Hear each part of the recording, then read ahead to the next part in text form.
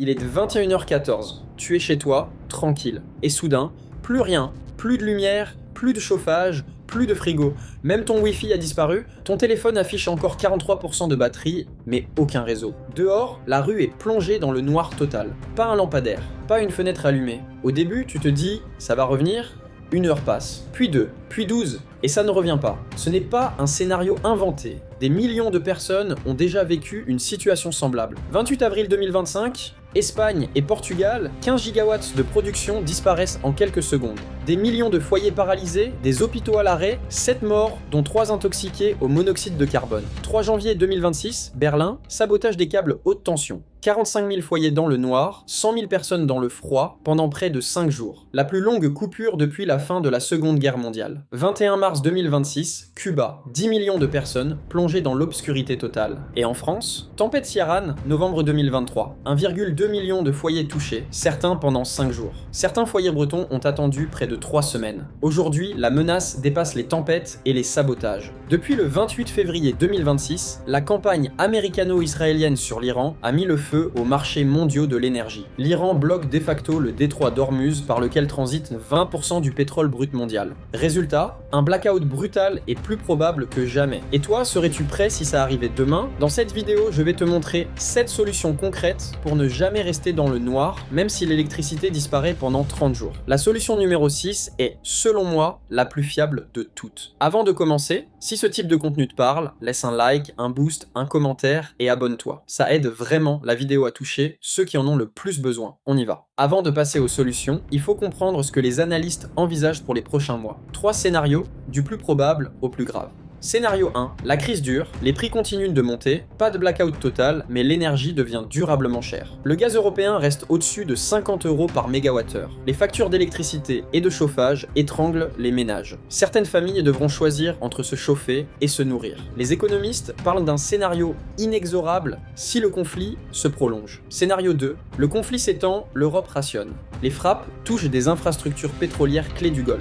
Les approvisionnements en GNL s'effondrent. L'Union européenne déclenche un plan d'urgence et impose des coupures programmées quelques heures par jour. La vie quotidienne bascule, exactement comme certaines régions l'ont déjà vécu en Europe de l'Est. Scénario 3. Escalade majeure, hiver sans filet. Le blocus du détroit d'Ormuz s'installe durablement. L'hiver froid arrive, les stocks européens de gaz s'épuisent. Pannes en cascade, réseaux électriques paralysés. Des pays entiers plongés dans le noir pendant des jours, voire des semaines. Berlin en janvier 2026 n'était pas une anomalie, c'était un avertissement. 3 scénarios différents, mais une seule conclusion, il est urgent d'agir maintenant. Même le scénario 1, le moins grave, justifie pleinement les solutions que tu vas découvrir dans cette vidéo. Solution 1, l'énergie solaire. Première source d'énergie, la plus simple, la plus accessible, et elle est au-dessus de ta tête en ce moment. Même si tout le réseau s'effondre, le soleil continue de se lever, presque chaque jour, gratuitement. La seule question c'est, est-ce que tu es équipé pour capter cette énergie ? Un panneau solaire portable de 100 watts, ça coûte entre 100 et 200 €.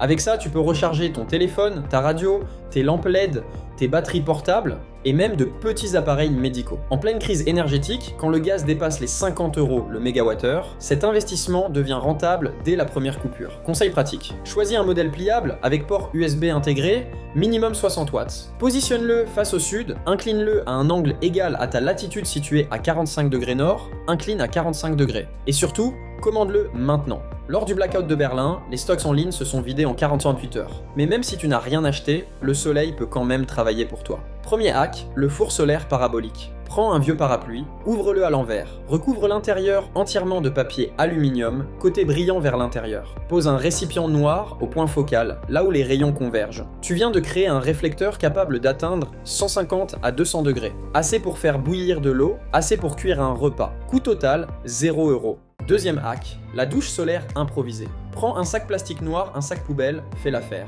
Remplis-le de 5 à 10 litres d'eau, ferme-le hermétiquement. Expose-le au soleil pendant 3 à 4 heures en le posant sur une surface sombre. Résultat, de l'eau tiède, parfois chaude, pour te laver. En crise, l'hygiène maintient le moral. Et le moral, c'est la moitié de la survie. Les limites, le solaire dépend de la météo. Jour nuageux, hiver court, la production chute. C'est pourquoi le solaire seul ne suffit jamais. Il doit s'intégrer dans un système. Et c'est exactement ce qu'on est en train de construire. Solution 2, l'énergie thermique. le feu. Quand tout s'éteint, le feu reprend ses droits. C'est la plus vieille source d'énergie de l'humanité. Et en crise, elle redevient la plus vitale. Un poêle à bois, c'est 4 fonctions en un seul objet. Il chauffe ton espace vital, même par les nuits les plus glaciales. Sa surface plane te sert de plaque de cuisson. Il chauffe l'eau pour te laver et désinfecter. Et sa lumière éclaire la pièce quand il n'y a plus rien d'autre. Mais avant d'aller plus loin, un point de sécurité qui peut te sauver la vie. Alerte, monoxyde de carbone. Lors du blackout ibérique d'avril 2025, 3 membres d'une même famille sont morts intoxiqués au CO. Un générateur utilisé en intérieur pour alimenter une machine médicale.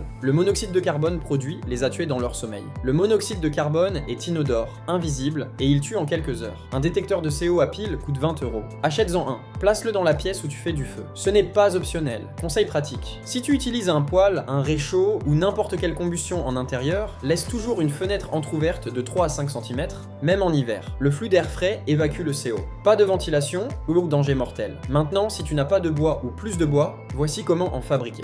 Les briquettes de papier comprimé. Récupère de vieux journaux, du carton, n'importe quel papier. Trempe-les dans l'eau pendant 24 heures. Malaxe le tout en pulpe. Presse l'excès d'eau à la main ou avec un moule, un tube PVC avec des trous percés au fond fait l'affaire. Laisse sécher complètement au soleil 2 à 3 jours. Ces briquettes brûlent lentement, régulièrement et ne coûtent rien. Les bûches de cire. Fais fondre des restes de bougies au bain-marie, enroule du carton ondulé en cylindre serré, trempe-le dans la cire fondue, laisse durcir. Tu obtiens un combustible autonome qui brûle longtemps et s'allume facilement, idéal comme allume-feu ou source de chaleur d'appoint. Et surtout, la Rocket Stove, le poêle fusée. Si tu ne retiens qu'un seul outil de cette vidéo, retiens celui-là. C'est une innovation dans la simplicité. Voici comment en fabriquer un en 20 minutes. Prends une grande boîte de conserve format 5 litres, type conserve de restaurant. Prends une plus petite, type boîte de haricots. Découpe un trou sur le côté de la grande boîte, en bas, de la taille de la petite boîte. Insère la petite boîte horizontalement, c'est ton entrée de combustible. Remplis l'espace entre les deux boîtes de cendres, de sable ou de terre, c'est l'isolation. Place ta casserole au-dessus de l'ouverture, avec un petit espace pour laisser l'air circuler. Résultat, un réchaud qui consomme 60 à 70% moins de bois qu'un feu ouvert, qui produit très peu de fumée et qui fait bouillir 1 litre d'eau avec une poignée de brindilles. Fabriqué avec des matériaux récupérés. Gratuit. Solution 3, l'énergie mécanique. Ton corps, avant les moteurs, les batteries et les prises d'électrique, c'est le corps humain qui faisait tourner le monde. En crise, cette réalité redevient concrète. Tu as 2 bras, 2 jambes. C'est une source d'énergie qui ne tombe jamais en panne, qui ne dépend d'aucun stock, d'aucune météo, d'aucun réseau. Et avec les bons outils, elle fait des miracles. Premier outil, le moulin à grains de manuel. Si tu as des réserves de céréales blé, maïs, avoine, ris un moulin à manivelle les transforme en farine fraîche en quelques minutes. Les modèles avec mécanisme ajustable te permettent d'obtenir une farine fine ou grossière selon ce que tu cuisines. Compte entre 40 et 80 € pour un modèle fiable en fonte. Conseil pratique, fixe-le à une table ou un plan de travail avec une pince intégrée avant de moudre. Si tu mousses du blé, tamise la farine avec un tissu fin pour séparer le son. Et stocke tes céréales en grains, pas en farine, les grains se conservent des années, la farine quelques mois. Deuxième outil, la machine à laver à pédale. Un baril de 60 litres modifié avec un axe et un mécanisme d'agitation actionné au pied. Tu remplis, tu ajoutes du savon, tu pédales 10 à 15 minutes. Tu vides l'eau, tu remplis d'eau claire, tu pédales encore 5 minutes pour rincer. Tes vêtements sont propres. Conseil pratique, essore à la main en roulant les vêtements dans une serviette sèche, puis en marchant dessus. Ça extrait la plus grande partie de l'eau et accélère considérablement le séchage. L'hygiène, ce n'est pas du luxe en crise, c'est qui empêche les infections cutanées et maintient le moral. Troisième outil, la pompe à eau manuelle. Une pompe à aspiration simple peut accéder à de l'eau souterraine jusqu'à 7 mètres de profondeur. Dans tout blackout prolongé, les stations de pompage municipales finissent par s'arrêter. Plus de pression dans les robinets, ceux qui ont une pompe manuelle et un puits ont de l'eau, les autres font la queue. Conseil pratique, si tu es en maison et que tu n'as pas de puits, renseigne-toi dès maintenant sur la profondeur de la nappe phréatique dans ta zone. En France, le site Infoterre du BRGM te donne ces données gratuitement. Si la nappe est à moins de 7 mètres, une pompe manuelle à moins de 100 € peut devenir ton assurance eau potable. Avant de passer à la solution numéro 4, une pause rapide. Si tu réalises en regardant cette vidéo que tu n'es pas préparé pour une crise où l'énergie peut disparaître du jour au lendemain, j'ai créé un guide de 50 pages, Survivre 30 jours sans électricité. Plan étape par étape, liste de matériel, budget détaillé, le lien est en description. On continue. Solution 4, la biomasse. Regarde autour de toi. Les épluchures de légumes, le marc de café, les restes de repas, le fumier si tu as des animaux. Toute cette matière organique que tu jettes contient de l'énergie. de l'énergie que tu peux récupérer. Premier procédé, le digesteur de biogaz artisanal. Le principe est simple, tu enfermes des déchets organiques dans un contenant hermétique. En se décomposant sans oxygène, ils produisent du méthane, un gaz combustible. Avec ce gaz, tu cuisines. Voici comment en construire un à petite échelle. Prends un bidon en plastique de 20 à 30 litres avec un couvercle étanche. Perce un trou dans le couvercle, insère un tuyau flexible et raccorde-le à un petit brûleur de camping. Remplis le bidon aux 2/3 de déchets alimentaires mélangés à de l'eau tiède. Ferme hermétiquement. En 2 à 4 semaines, selon la température, le gaz commence à se produire. Conseil pratique. Le processus fonctionne mieux au-dessus de 20 degrés. Place ton digesteur au soleil ou dans une pièce chaude. Mélange les déchets tous les 2 à 3 jours en secouant doucement le bidon. Dans des conditions optimales, 5 kg de déchets peuvent fournir environ 1 heure de cuisson. Et le liquide résiduel, c'est un engrais riche pour ton potager. Attention, la mise en route prend plusieurs semaines, c'est un projet à lancer maintenant, pas le jour de la coupure. Deuxième procédé, le compost thermique. Ce que peu de gens savent, c'est que la décomposition organique génère de la chaleur. Beaucoup de chaleur. Un tas de compost actif bien monté, minimum 1 mètre cube, correctement isolé et géré, atteint 55 à 60 degrés en son cœur. Conseil pratique, enfouis un serpentin de tuyau en cuivre ou en PEX à l'intérieur du tas. Fais circuler de l'eau,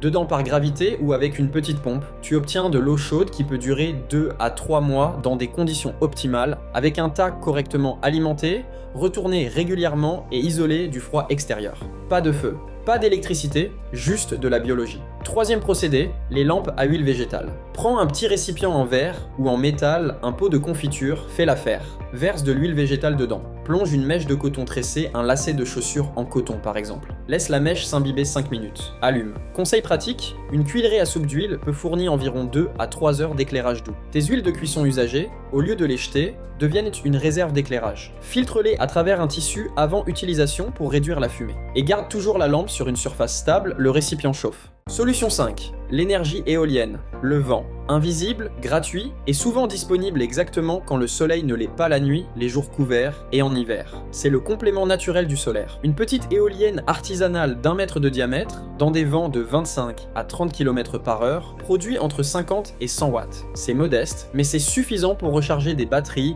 alimenter des lampes LED ou faire fonctionner une radio. Comment en fabriquer une? Récupère un moteur d'essai, tu en trouves dans les vieilles imprimantes, les lecteurs DVD, les jouets électriques, c'est ton générateur. Fabrique 3 pales en découpant un tube PVC en 2 dans le sens de la longueur, puis en taillant chaque demi-tube en forme d'aile. Fixe les pales sur un moyeu, le bouchon d'un bidon en plastique, renforcé, fais l'affaire. Monte le tout sur un pivot orientable et ajoute un gouvernail directionnel avec une plaque plate à l'arrière pour que l'éolienne se tourne face au vent automatiquement. Conseil pratique, la règle d'or de l'éolien, c'est la hauteur. Plus tu montes, plus le vent est régulier et puissant. Installe ton dispositif au minimum 3 mètres au-dessus de tout obstacle, toit, arbre, mur. Et retiens ce chiffre.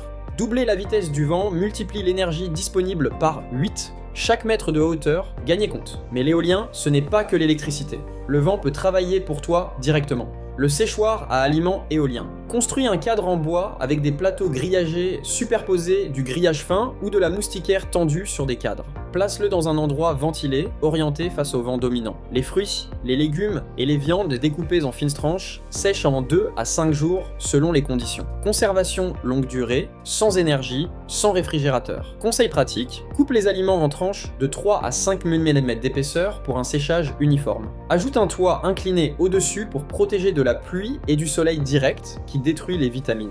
Les aliments sont prêts quand ils sont souples, mais sans humidité au toucher. Solution 6. L'énergie hydraulique la plus fiable. On y arrive. La solution que j'ai gardée pour ce moment, parce que c'est, selon moi, la plus fiable de toutes. Si tu as accès à un cours d'eau, un ruisseau, une rivière, même un canal d'irrigation, tu as potentiellement accès à la source d'énergie la plus constante qui existe. Pourquoi? Parce que l'eau coule 24 heures sur 24, 7 jours sur 7. Pas de nuit, pas de jour sans vent, pas de combustible à trouver, juste l'eau qui coule. En permanence. Un petit cours d'eau avec un dénivelé même modeste peut générer 100 à 200 watts en continu. 24 heures sur 24. C'est suffisant pour alimenter un petit réfrigérateur à compression d'essai, celui qui conserve tes médicaments et tes aliments périssables, jour et nuit, sans interruption. Aucune autre source ne fait ça. Comment s'équiper? 3 options. Option 1, acheter une microturbine en ligne. Des modèles adaptés aux petites cours d'eau existent à partir de 150 à 300 €. Ils se fixent dans le courant et produisent directement du courant continu. Option 2, recycler un alternateur de voiture. Va dans une casse automobile. Récupère un alternateur, il coûte entre 20 et 50 € d'occasion. Connecte-le à une roue à aube ou une turbine artisanale plongée dans le courant. Avec un régulateur de charge basique, tu charges des batteries 12V directement. Option 3, fabriquer une roue à eau. Découpe des pales dans du contreplaqué marine ou du plastique épais. Fixe-les sur un axe, un tube métallique monté sur 2 roulements. Place la roue dans le courant avec un système de dérivation pour canaliser l'eau. Plus le dénivelé est important, plus ta roue produit. Conseil pratique, l'élément clé, c'est le dénivelé. Même 50 cm de chute d'eau suffisent pour produire de l'énergie utile. Cherche les endroits où le cours d'eau accélère naturellement un rétrécissement, une petite cascade, un seuil. C'est là que tu places ton dispositif. Et vérifie la réglementation locale. En France, l'utilisation des cours d'eau est encadrée par le Code de l'environnement. Renseigne-toi auprès de ta DDT, Direction départementale des territoires, avant d'installer quoi que ce soit de permanent. L'avantage décisif de l'hydraulique, c'est la constance. Le solaire s'arrête la nuit. L'éolien dépend du vent. Le feu demande du combustible. L'eau, elle, coule. Et tant qu'elle coule, tu as de l'énergie. Solution 7, le stockage d'énergie. Tu peux avoir le meilleur panneau solaire, la meilleure éolienne, la meilleure turbine. Si tu ne peux pas stocker l'énergie qu'elles produisent, tu es esclave du moment de production. Le soleil se couche, plus rien. Le vent tombe, plus rien. Le stockage, c'est ce qui transforme une source d'énergie en un système énergétique. C'est le multiplicateur de force de toute ta préparation. Première option, la station électrique portable au lithium-ion. C'est la solution la plus clé en main. Tu la branches sur ton panneau solaire le jour et elle alimente tes appareils la nuit. Une station de 500 VH coûte entre 300 et 600 €. Avec ça, tu fais tourner des lampes LED, des téléphones, une radio et de petits appareils pendant plusieurs jours. Conseil pratique, au moment de l'achat, regarde 3 chiffres. Le premier, la capacité en watts, c'est ta réserve. Le deuxième, la puissance de sortie en watts, c'est ce que tu peux alimenter en même temps. Le troisième, le nombre de cycles de charge, c'est la durée de vie. Un bon modèle supporte 500 à 2000 cycles. Privilégie les modèles LiFePO4, lithium fer phosphate. Ils durent plus longtemps, supportent mieux la chaleur et sont plus sûrs. Deuxième option, les batteries au plomb acide. Moins chères, plus lourde, mais éprouvée depuis des décennies. Tu en trouves dans les casses automobiles pour 30 à 60 €. Avec un petit onduleur 12V vers 220V, à partir de 40 €, elles deviennent une réserve d'énergie domestique. Conseil pratique, ne décharge jamais une batterie au plomb en dessous de 50% de sa capacité, ça détruit les cellules. Vérifie le niveau d'électrolyte tous les mois et complète avec de l'eau distillée si nécessaire. Et installe-la dans un endroit ventilé, ces batteries dégagent de l'hydrogène en charge qui est inflammable. Troisième option, les piles rechargeables NIMH, format AA et AAA, rechargeable des centaines de fois. Idéal pour les lampes frontales, radio et petits appareils portables. Conseil pratique, investis dans un chargeur compatible avec un panneau solaire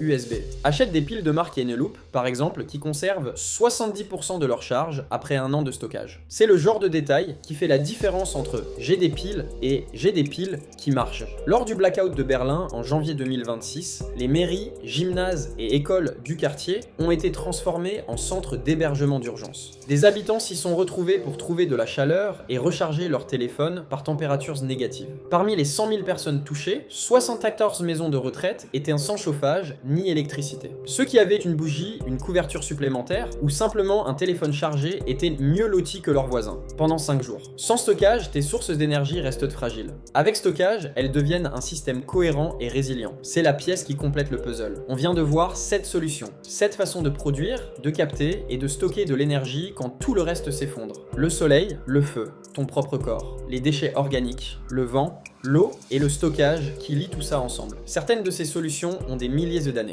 D'autres sont des technologies modernes accessibles pour quelques centaines d'euros. Mais elles ont toutes un point commun. Elles fonctionnent sans ambition, sans réseau, sans facture et sans demander la permission à qui que ce soit. Maintenant, je vais te dire quelques que tu dois retenir. Aucune de ces solutions ne fonctionne seule. Le solaire sans stockage, c'est de l'énergie perdue à la tombée de la nuit. Le feu sans ventilation, c'est un danger mortel. Le stockage sans source de production, c'est une batterie qui se vide et ne se recharge jamais. La vraie force, ce n'est pas d'avoir une solution, c'est d'en combiner 3 ou 4 qui se compensent mutuellement. Solaire plus stockage, plus feu, c'est un système. Hydraulique plus stockage plus éolien, c'est un autre système. Trouve la combinaison qui correspond à ta situation, ton logement, ton budget, ta géographie, et mets-la là en place avant d'en avoir besoin. Et au-delà des techniques et du matériel, n'oublie jamais ta plus grande ressource, les gens autour de toi. Un voisin qui a un poêle, un autre qui a un panneau solaire, un troisième qui connaît un ruisseau. Le partage des ressources et des compétences, c'est ce qui transforme la survie individuelle en résilience collective. La prochaine fois que tu appuies machinalement sur un interrupteur,